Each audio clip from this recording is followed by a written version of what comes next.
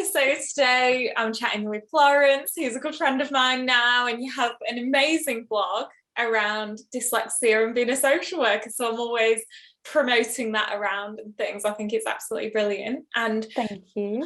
we've been sort of chatting for a while, haven't we, and trying to come up with some ideas around things to help social workers and students with dyslexia. And something that I really appreciate about what you put out there is how you look at the strengths, because I feel like overemphasis can be placed on like weaknesses or challenges for people with dyslexia. And I guess like I feel that you've taught me a lot with that, and that there are loads of strategies to sort of pull out those strengths rather than seeing it as something that can maybe make you struggle in social work, I guess. So how do you feel about that first?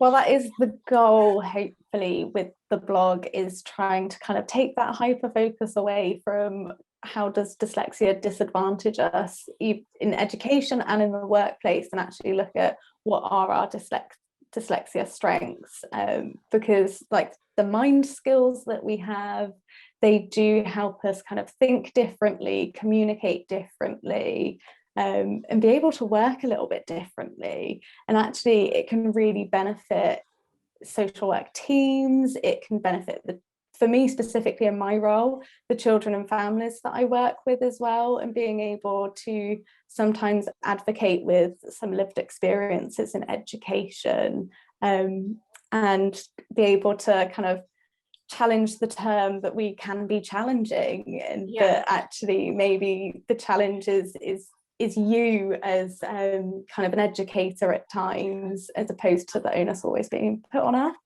Mm-hmm.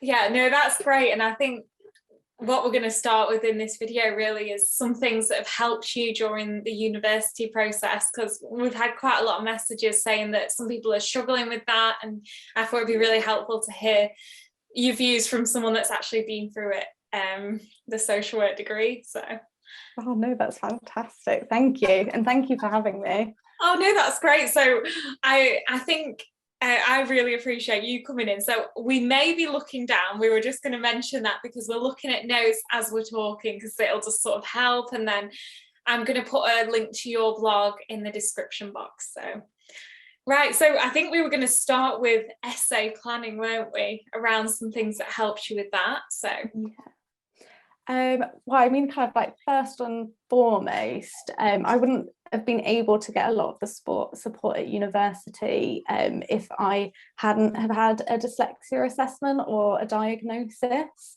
And the two main ways to access this is either pre-university, but this can be quite expensive and it can make it quite inaccessible.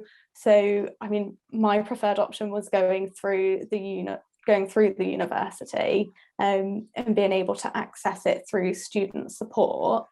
This enabled me to then get a needs assessment. So looking at actually kind of how does my brain process information? What are my auditory sensory needs? And then they were able to put this into recommendations for support.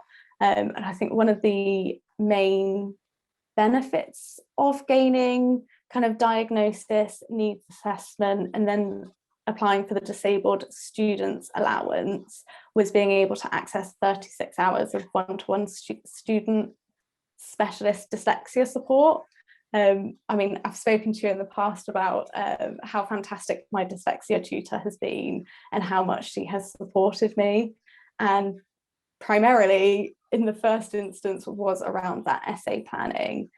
So my first bit of advice would be try to access specialty dyslexia support if possible.